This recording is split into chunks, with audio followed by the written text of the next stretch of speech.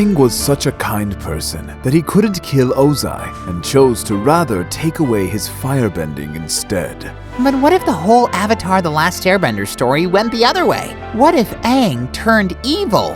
That's a very good question, Mr. Fullylover, and I think I have a nice theory on that. What is it, Mr. Scoffer? Well, first of all, Aang was way too nice to become evil out of the blue. There would have to be something that would change him. For example, if Ozai succeeded at burning down several Earth Kingdom colonies, or simply killed one of Aang's best friends, like Toph or Sokka, it could make Aang change his mind about keeping Ozai alive. He would finish the self-proclaimed Phoenix King off for good, and that's how Aang's dark transformation would begin. You think that Ozai's death would be only the beginning? Why, of course!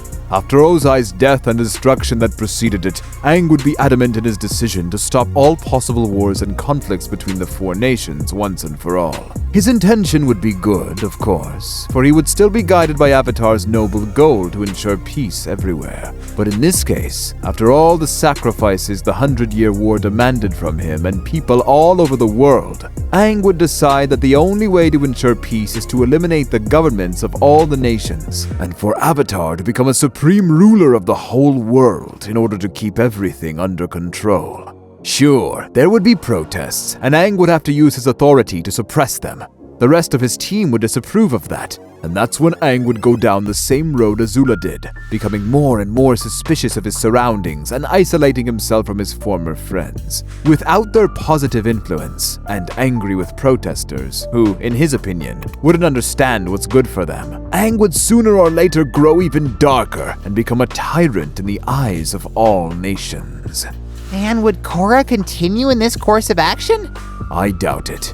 With Avatar abusing his powers to control the whole world, the Equalist movement could appear long before Korra's birth.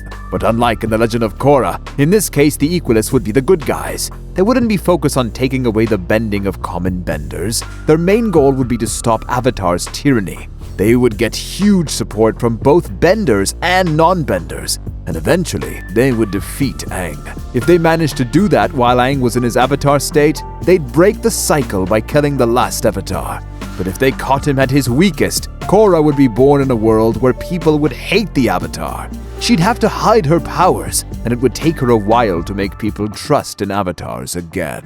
Oh gosh, I'm actually relieved that Aang was brave enough to refuse to kill Ozai, and remain just as kind and good as he always was.